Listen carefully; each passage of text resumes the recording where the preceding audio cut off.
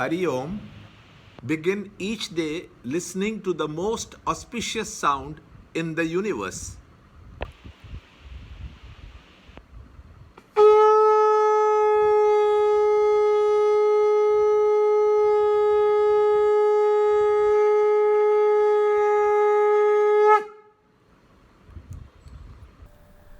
Yoga of Supreme Spirit.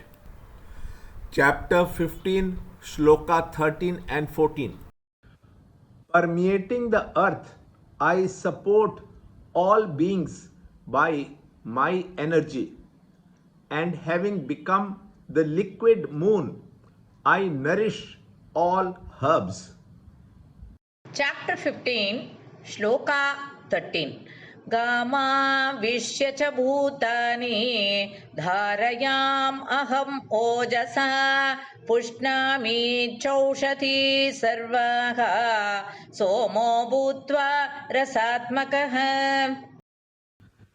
Having become the fire, Vaishwanara, I abide in the body of beings and associated with prana and apana, digest the fourfold food. Chapter 15, Shloka 14. Aham Vaishvanaro Bhutva Praninam Dehamashritah Pranapana Samayuktah Pacham Annan Chaturvidam. Chapter 15, Shloka 13 and 14. Lord says that the capacity of the earth to sustain life and nourish it, the warmth and the mineral contents are all His vitality, meaning the same consciousness which through the sun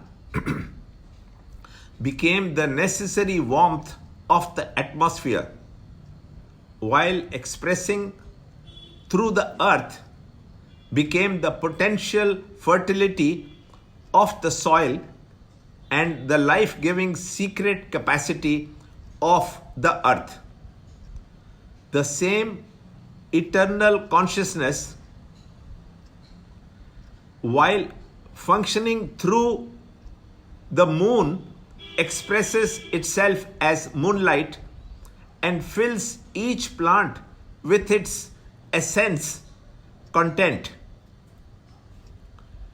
It is accepted everywhere that the paddy preserved for seeds is not only to be dried in the sun, but it must also be exposed to the moon, which proves the declaration in this shloka. Shloka 14. The same supreme consciousness expresses as the warmth of life in all living creatures.